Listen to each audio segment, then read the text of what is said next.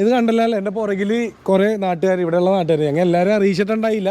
പിന്നെ കുറേ പേർക്ക് എത്താനും സാധിച്ചില്ല. കുറേ പേര് മെഴുതിരിയും കത്തിച്ച് നിൽക്കുന്ന ഒരു കാഴ്ചയാണ് നിങ്ങൾ കാണുന്നത്. അത് എന്തിനാണെന്ന് വെച്ചാൽ, നിങ്ങൾ ആദ്യം കാണിച്ചില്ല ആ ബിൽഡിങ് തൊട്ട് മുന്നേ കണ്ട ഈ ബിൽഡിംഗ് എന്ന് പറഞ്ഞാൽ നമ്മുടെയൊക്കെ വീടിൻ്റെ ഏരിയയിലുള്ള ഒരു, അതായത് ചെമ്പൂക്ക്, കാക്കനാട് ചെമ്പൂക്ക് പാർക്കാട് ടെമ്പിൾ റോഡിൽ പ്രവർത്തിക്കുന്ന നൈറ്റ് സ്ലീപ്പ് എന്ന് പറഞ്ഞൊരു ലോഡ്ജാണ്. നൈറ്റ് സ്ലീപ്പ് നിങ്ങൾക്ക് സുപരിചിതമായിരിക്കും, സോഷ്യൽ മീഡിയയിലും മറ്റും കുറേ പരസ്യമുണ്ട്, കുറേ ബ്രാഞ്ചസ് ഉള്ളവരാണ് അവർ. അപ്പോൾ ഇവിടെ എന്താണെന്ന് വെച്ചാൽ, ഇത് നമ്മൾ ഈ ലോഡ്ജ് തുടങ്ങിയിട്ട് ഇവിടെയുള്ള ജനങ്ങളോട് ചോദിച്ചാൽ എല്ലാവരും പറയും ഈ മയക്കുമരുന്നിൻ്റെ ഉപയോഗവും മറ്റ് ലഹരി പദാർത്ഥങ്ങളുടെ, അതുപോലെ തന്നെ ഒളിഞ്ഞുനോട്ടം അല്ലെങ്കിൽ മോഷണ ശ്രമം, അങ്ങനെ പല കാര്യങ്ങൾ പറയാനുണ്ട്. വഴിയെ പോണ പെൺപിള്ളേരെ കമൻ്റ് അടിക്കില്ല. അപ്പോൾ ഇത് നമ്മളാരും കയറി അതിനകത്ത് പ്രതികരിക്കാത്തതെന്ന് വെച്ചാൽ നമ്മൾ നിയമം കയ്യിലെടുത്തെന്ന് പറയും. അപ്പോൾ നമ്മളെപ്പോലെയുള്ള സാധാരണക്കാർ ആദ്യം ചെയ്യണത് എന്താണ്, ആദ്യം നമ്മുടെ ഒരു മര്യാദ വെച്ചാൽ ആ ബിൽഡിംഗ് ഓണറെ വിളിച്ച് കാര്യം അറിയിക്കുക. അത് ചെയ്ത് കഴിഞ്ഞിട്ട് ആ ബിൽഡിംഗ് ഓണർ ഇന്നേ വരെ ഇങ്ങോട്ട് തിരിഞ്ഞു നോക്കിയിട്ടില്ല. അപ്പോൾ 1.5 കൊല്ലം മുന്നേ, ഏകദേശം 1.5 കൊല്ലം ആവാറാണ്. 2023 സെപ്റ്റംബറിൽ ഞങ്ങൾ ഇവിടെ ഉള്ളവരെല്ലാവരും കൂടി, ഒരാളുടെ പേരിലല്ല, ഇവിടെ ഉള്ളൊരു 10-15 വീട്ടുകാർ ചേർന്ന് പരാതി സ്റ്റേഷനിൽ കൊടുത്തതാണ്. അപ്പോൾ ഇങ്ങനെ നിൽക്കുമ്പോൾ നിങ്ങൾ ഓർക്കും എന്തിനാണ് ഇങ്ങനെ എല്ലാവരും കൂടി ഇന്ന് ഈ ലോഡ്ജിനെതിരെ പ്രതിഷേധം നടത്തുന്നത്. അപ്പോൾ എല്ലാവരും പറയും ഒരു 10 വീട്ടുകാർ സൈൻ ചെയ്താൽ പോരെ. അപ്പോൾ അതാണ് ഞാൻ പറഞ്ഞത്, 2023 സെപ്റ്റംബറിൽ ഞങ്ങൾ ഇവിടെ ഉള്ളൊരു 10-15 വീട്ടുകാർ ചേർന്ന് പരാതി കൊടുത്തിട്ട് സ്റ്റേഷനിൽ കൊടുത്ത് അതിൻ്റെ കോപ്പി ഹെൽത്തിൽ കൊടുത്ത്, ഒപ്പം വാർഡ് കൗൺസിലറിന് റെസിഡൻസ് അസോസിയേഷനിലൊക്കെ കൊടുത്താണ്. അപ്പോൾ അന്ന് ഒരു വണ്ടി, ഒരു പോലീസ് പോലും അല്ലെങ്കിൽ ഒരു പോലീസുകാരൻ പോലും ഇവിടെ ഈ ലോഡ്ജിൽ എന്താ നടക്കുന്നത് ഞങ്ങൾ ഈ പറഞ്ഞിട്ട് ഒന്നും അന്വേഷിക്കാൻ വന്നിട്ടില്ല. ഭയങ്കര ഒരു സങ്കടകരമായ ഒരു കാര്യം തന്നെയാണ്. അപ്പോൾ നമുക്കറിയാഞ്ഞിട്ടല്ല, തൃക്കാക്കര സ്റ്റേഷനിൽ നല്ല ആമ്പിള്ളേരായ പോലീസുകാരുണ്ടെന്ന് നമുക്കറിയാം. ഇത് ആരെയും കളിയാക്കാനല്ല, നേരെ മറിച്ച് ഇപ്പോഴും ആരെങ്കിലുമൊക്കെ താങ്ങിയിരിക്കണമെന്നും കൈക്കൂലി മേടിക്കണം പോലീസുകാരുണ്ടാവും. ഞങ്ങളെപ്പോലെ സാധാരണക്കാർ ചെന്ന് കൊടുത്താൽ അവരിലായിരിക്കാം നിങ്ങളെപ്പോലെയുള്ളവരിലേക്ക് എത്തിയിട്ടുണ്ടാവില്ല. നിങ്ങളുടെ ശ്രദ്ധയിൽപ്പെടുത്താനാണ്. ഇതേപോലെയുള്ള ജനങ്ങൾ പല സ്ഥലങ്ങളിൽ ഇതേപോലെ അനുഭവിക്കുന്നുണ്ടാവും. അപ്പോൾ 1.5 കൊല്ലത്തോളം ആവാറായി. ഇപ്പോൾ ലേറ്റസ്റ്റ് സംഭവം എന്താണെന്ന് വെച്ചാൽ, ഇവിടെ ഒരു കാണപണിയുമായിട്ട് നോക്കി വന്നപ്പോഴാണ് ഇവിടെ ഒരു ഡ്രൈനേജിൻ്റെ ഇഷ്യൂവും കൂടി നടക്കണമെന്ന് ഞാനൊരു വീഡിയോ ചെയ്തതിന് ശേഷം ഒരാൾ വിളിച്ചറിയിക്കണ്ടായി. അങ്ങനെ ചെക്ക് ചെയ്തപ്പോഴാണ് അറിയുക ഈ ലോഡ്ജിലാണ്, അതായത് ഈ ഒരു ഫ്ലോർ, ഈ ലോഡ്ജിൻ്റെ ഒരു ഫ്ലോർ എന്ന് പറഞ്ഞാൽ ഇതിൻ്റെ ഉള്ളിൽ 20 ബെഡാണ്, 20 ബെഡും ഒരു ബാത്റൂമും, അങ്ങനെ 3 ഫ്ലോർ, അതായത് മൊത്തം 60 ബെഡും 3 ബാത്റൂമേ നിലവിലുള്ളൂ. പിന്നെ അനധികൃതമായിട്ട് ആ ടെറസിൽ ഒരു 3-4 ബാത്റൂം പണിതിട്ടുണ്ട്. അതിൻ്റെ ഔട്ടെന്തോണ് ഇങ്ങോട്ട് പുറത്തേക്ക് വെച്ചിട്ട് അത് ഞങ്ങൾ നിലവിൽ കാണുകയും ആ കംപ്ലയിൻറ്റ് കൊടുക്കുകയും എല്ലാവരും സഹകരിച്ച് കംപ്ലയിൻറ്റ് കൊടുക്കുകയും ഹെൽത്തിൽ നിന്ന് ആൾ വന്നതിന് പിഴ ഒരു 50,000 ഒക്കെ ഇടുകയുണ്ടായി. പക്ഷേ അത് ഇന്നലെ വരെയും കൈപ്പറ്റിയിട്ടുണ്ടായില്ല. അപ്പോൾ ഇനിയും ഞങ്ങൾ ഉപദ്രവിക്കരുത്, ഒരു റിക്വസ്റ്റാണ്. പിന്നെ അതുപോലെ അന്ന് ഹെൽത്തിൽ കംപ്ലയിൻറ്റ് കൊടുത്തെന്ന് പറയല്ല, ഹെൽത്ത് ഇൻസ്പെക്ടർ വന്നപ്പോൾ കാണാൻ സാധിച്ചതെന്ന് വെച്ചാൽ ഇവിടെ നിന്ന് 2 സ്റ്റെപ്പ് വെച്ച് അദ്ദേഹം അകത്തേക്ക് കയറിയപ്പോൾ ഇവിടുത്തെ ഒരു പഴയ കൗൺസിലർ, പേടിച്ചിട്ടൊന്നുമല്ല കേട്ടോ, അങ്ങനെ ഒരു സംഭവമില്ല, അദ്ദേഹം ഈ ടൈമിൽ തന്നെ ഭീഷണിപ്പെടുത്തുകയുണ്ടായി ചെറുതായിട്ട്. അതൊന്നും വിഷയമില്ല, അത് അങ്ങനെ തന്നെ തിരിച്ചു വെച്ച് കൊടുത്തിട്ടുണ്ട്. അപ്പോൾ 2 സ്റ്റെപ്പ് വെച്ച് അകത്തേക്ക് കയറിയപ്പോൾ ഹെൽത്ത് ഇൻസ്പെക്ടറോട്, അപ്പോൾ ഇവിടെ അടുത്ത് തന്നെയുള്ളൊരു പഴയൊരു കൗൺസിലർ പറഞ്ഞ്, സാർ ഇതെൻ്റെ കൂട്ടുകാരൻ്റെ ബിൽഡിങ്ങാണ്, ഞാനിതെല്ലാം പറഞ്ഞ് തീർത്തോളം, സാർ പോയിക്കോന്ന് പറഞ്ഞപ്പോൾ ആ ഹെൽത്ത് ഇൻസ്പെക്ടർ ഇറങ്ങിപ്പോകുന്നൊരു സാഹചര്യമാണ് എനിക്ക് കാണാൻ സാധിച്ചത്. അപ്പോൾ എനിക്ക് സങ്കടം തോന്നി, കാരണം അവരൊക്കെ ഇത്രയും പഠിച്ച് ഇത്രയും നല്ല ഒരു ഉദ്യോഗസ്ഥനായിട്ട് ഒരു കൗൺസിലർ പറഞ്ഞപ്പോൾ ഇറങ്ങിപ്പോകേണ്ട വന്നെങ്കിൽ അവർ അപ്പോൾ അതിലും മേൽത്തട്ടിലുള്ളവരെ എങ്ങനെയൊക്കെ താങ്ങി നിൽക്കേണ്ട ഒരു ഒന്നായിപ്പോയി. പിന്നെ ഈ പറഞ്ഞ സ്റ്റേഷനിൽ നിന്നൊരു വണ്ടി വന്നില്ല, അതൊക്കെ നിങ്ങളെ അറിയിക്കാൻ വേണ്ടിയാണ്. ആരെ ചെളിവാരി തേക്കാനോ കളിയാക്കാനോ അല്ല, നേരെ മറിച്ച് ജനങ്ങളിത് അനുഭവിച്ചതാണ്. അതിനുശേഷം ഈ 1.5 കൊല്ലം ഞങ്ങളിവിടെ അനുഭവിച്ച അത്രയും വലിയ പ്രശ്നങ്ങളാണ്. അന്നത്തെ റെസിപ്റ്റും കാര്യങ്ങളൊക്കെ എൻ്റെ കയ്യിലുണ്ട്. ആരെങ്കിലും ഞാൻ പറഞ്ഞതിൽ എതിരൊന്നുമില്ലല്ലോ, എല്ലാവരും അനുഭവിച്ച കാര്യമാണ് ഞാൻ പറഞ്ഞത്. മറ്റെന്തെങ്കിലും പറയാനുണ്ടോ? ഇനി നമുക്ക് ലോഡ്ജായിട്ട് ഇവിടെ ചെയ്യിക്കൂല ഞങ്ങൾ, അതാണ് ഞങ്ങളുടെ ഒരു തീരുമാനം. കാരണം അത്രയും ഞങ്ങൾ അനുഭവിച്ചു. സൈമ ചേട്ടാ, ഞങ്ങൾക്ക് ദോഷം ചെയ്യുന്ന ഈ ലോഡ്ജ് ഇനി ലോഡ്ജിന്റെ രൂപത്തിൽ ഇവിടെ പ്രവർത്തിക്കാൻ ഞങ്ങൾ നാട്ടുകാരെ അനുവദിക്കൂല. കാരണം മയക്കുമരുന്നിന്റെ കേന്ദ്രമാണിത്. അതുപോലെ തന്നെ സെപ്റ്റി ടാങ്ക് മാലിന്യം റോഡിലേക്ക് തള്ളുന്നത് ഇവിടെ, അല്ലെങ്കിൽ തന്നെ മഞ്ഞപ്പിത്തവും പകർച്ചവ്യാധികളുമായിട്ട് ആൾക്കാർ കഷ്ടപ്പെട്ടുകൊണ്ടിരിക്കുന്ന സമയമാണ്. അതിൻ്റെ ഇടക്ക് അനധികൃതമായിട്ടുള്ള ഒരു സ്ഥാപനം ഇവിടെ രാഷ്ട്രീയ സ്വാധീനത്തിൻ്റെയോ പണത്തിൻ്റെയോ പിൻബലത്തിൽ ഇവിടെ നടത്താൻ നാട്ടുകാരായ ഞങ്ങൾ അനുവദിക്കില്ല. ഞങ്ങൾക്ക് ഇപ്പോഴും ഇത്തവണയും ഹെൽത്തിൽ അതിൻ്റെ ഇടയിൽ പല പ്രശ്നങ്ങളുണ്ടായി. മോഷണ ശ്രമം നടന്ന് ലഹരി പദാർത്ഥങ്ങളുടെ വിൽപ്പന, ഇതൊക്കെ നേരിട്ട് കാണാണ് നമ്മൾ. എന്നിട്ട് സ്റ്റേഷനിൽ അറിയിച്ചിട്ടില്ല. എന്താണെന്ന് വെച്ചാൽ ഇതൊക്കെ തന്നെയാണ് കാരണം. ഞങ്ങൾ ഒരു കംപ്ലയിൻറ്റ് കൊടുത്തിട്ട് ആരും തിരിഞ്ഞു നോക്കിയിട്ടില്ല. ഞങ്ങളെന്തെങ്കിലും കയറി ചെയ്താൽ അത് നിയമം കയ്യിലെടുത്തെന്നും പറയും. അപ്പോൾ ജനങ്ങൾ ഇങ്ങനെയൊക്കെ ബുദ്ധിമുട്ടുണ്ട്, പല സ്ഥലങ്ങളിൽ ഇതേപോലെ ബുദ്ധിമുട്ടുണ്ടാവും. ഒരിക്കലും ജനങ്ങളെ ദ്രോഹിച്ചുകൊണ്ട് ന്യായമായ കാര്യത്തിൽ നിങ്ങൾ നിയമപാലകർ എതിര് നിൽക്കരുതെന്ന് റിക്വസ്റ്റ് ചെയ്യാനാണ് കാല് പിടിച്ച്. കാരണം ഞങ്ങൾ അത്ര അനുഭവിച്ച് ഈ ജനങ്ങൾ ഇവിടെ ഉള്ളവർ. മറ്റെന്തെങ്കിലും പറയാനുണ്ട് ആർക്കെങ്കിലും? അതുപോലെ ഇത്തവണ ഹെൽത്തിൽ കൊടുത്തപ്പോൾ ഞങ്ങൾക്ക് മനസ്സിലായത് അവിടെ രാഷ്ട്രീയവും കാശും വെച്ചിട്ടുള്ളൊരു കളിയാണ് മറ്റുള്ളവർ ചെയ്തുകൊണ്ടിരിക്കുന്നത്. അത് അന്യായമായ കാര്യത്തിന് ഒരിക്കലും അനുവദിക്കില്ല. ഇനി നമ്മുടെ ഈ റോഡിൻ്റെ, അതായത് അപ്പുറം 43-ാമത്തെ വാർഡും ഇപ്പുറം 33-ാം വാർഡാണ്. ഇതിൻ്റെ 2 കൗൺസിലർമാരാണ് നമ്മുടെ കൂടെ നിൽക്കുന്നത്. അവർ എന്താണ് പറയാനുള്ളതെന്നും കൂടി നമുക്കൊന്ന് ചോദിച്ച് മനസ്സിലാക്കാം. എനിക്ക് പറയാനുള്ളത് നമ്മുടെ വാർഡിൽ നമ്മുടെ ജനങ്ങൾക്ക് ബുദ്ധിമുട്ടുണ്ടാകുന്ന തരത്തിലേക്ക് ഒരിക്കലും അത് ആരാണെങ്കിലും ഇനി എത്ര സ്വാധീനമുള്ള ആളാണെങ്കിൽ പോലും നമുക്കത് അനുവദിക്കാൻ സാധിക്കില്ല. പ്രത്യേകിച്ചും ഇന്നത്തെ കാലത്ത് തിങ്ങിപ്പാർക്കുന്നൊരു ഏരിയയും കൂടിയാണ്. അതുമാത്രമല്ല ഈ നമ്മുടെ വാതിക്കൽ വന്നിട്ട് നമ്മുടെ ഇവിടെ നിന്ന് മോഷണത്തിനുള്ളൊരു ശ്രമം നടത്തുകയും അതേപോലെ തന്നെ മയക്കുമരുന്ന് അത്തരത്തിലുള്ള കാര്യങ്ങൾക്ക് പോകുമ്പോൾ അതേപോലെ ചുറ്റുപാടുള്ള കുട്ടികൾ, കുഞ്ഞു കുട്ടികൾ, വനിതകളൊക്കെ ഉള്ള നമ്മുടെ ഈ തിങ്ങിപ്പാർക്കുന്ന ഈ സ്ഥലത്ത് ഇത്തരത്തിൽ അതും ഒരു ലൈസൻസോ അതൊന്നുമില്ലാത്ത ഈ സ്ഥാപനം നമുക്ക് ഇനി ഹോസ്റ്റലായിട്ട് കൊടുക്കാൻ നമ്മൾ അനുവദിക്കില്ല. അതിന് ഒറ്റക്കെട്ടായ ഒരു തീരുമാനമാണ് എടുത്തിരിക്കുന്നത്. അതുമായിട്ട് മുന്നോട്ട് പോകുക. ഏത് നിയമ നടപടി നമ്മൾ സ്വീകരിച്ചോട്ട് മുന്നോട്ട് പോകും. പിന്നെ ഇപ്പോൾ 33-ാം വാർഡ് കൗൺസിലർ പറഞ്ഞു.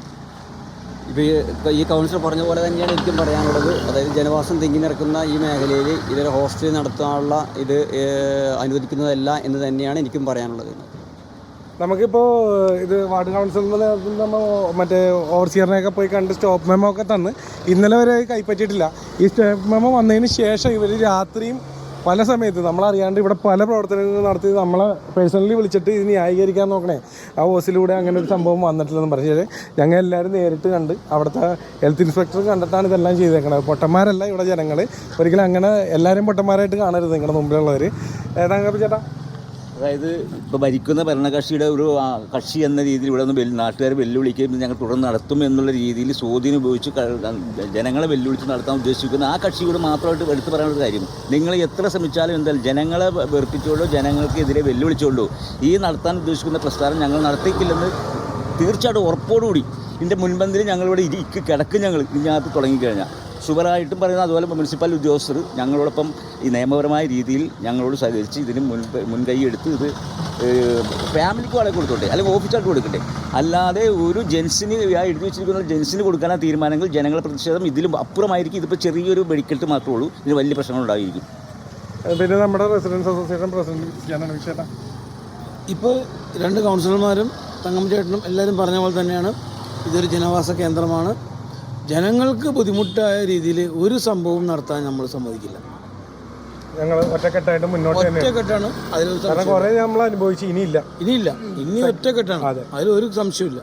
റെസിഡൻസ് അസോസിയേഷൻ സെക്രട്ടറി റെസിഡൻസ് അസോസിയേഷൻ്റെ പ്രധാന ലക്ഷ്യം തന്നെ ശുചിത്വമുള്ള തീർച്ചയായിട്ടും ഒരു അന്തരീക്ഷം, സുരക്ഷിതമായ അന്തരീക്ഷം, ഇതൊക്കെയാണ് റെസിഡൻസ് അസോസിയേഷൻ്റെ പ്രധാനമായ ഉത്തരവാദിത്വം. അത് നിറവേറ്റുന്ന ഒരു പ്രവൃത്തിയാണ് നമ്മളിപ്പോൾ ഇവിടെ ചെയ്തുകൊണ്ടിരിക്കുന്നത്. കാരണം വെച്ചാൽ നമ്മുടെ റോഡിൽ നീറ്റായിട്ട് നമ്മുടെ റോഡ് സൂക്ഷിക്കേണ്ടത് റെസിഡൻസ് അസോസിയേഷൻ്റെയും കൂടെ കടമയാണ്.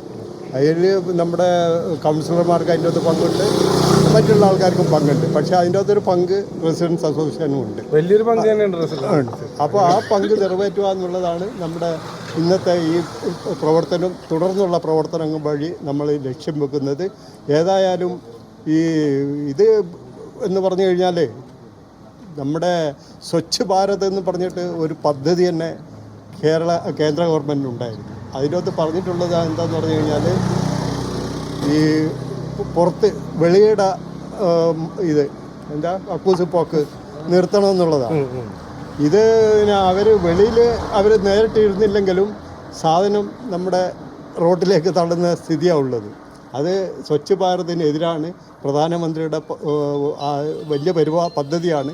അതിനെതിരുകൂടിയാണ് ഈ പ്രവർത്തനം. അതുകൊണ്ട് ഭരണാധികാരികൾ ഇതിനകത്ത് ചെയ്യേണ്ടതെന്ന് പറഞ്ഞു കഴിഞ്ഞാൽ ഈ DFO എന്ന് പറയുന്ന പദ്ധതി മനസ്സിലാക്കിക്കൊണ്ട് ഇതിനെ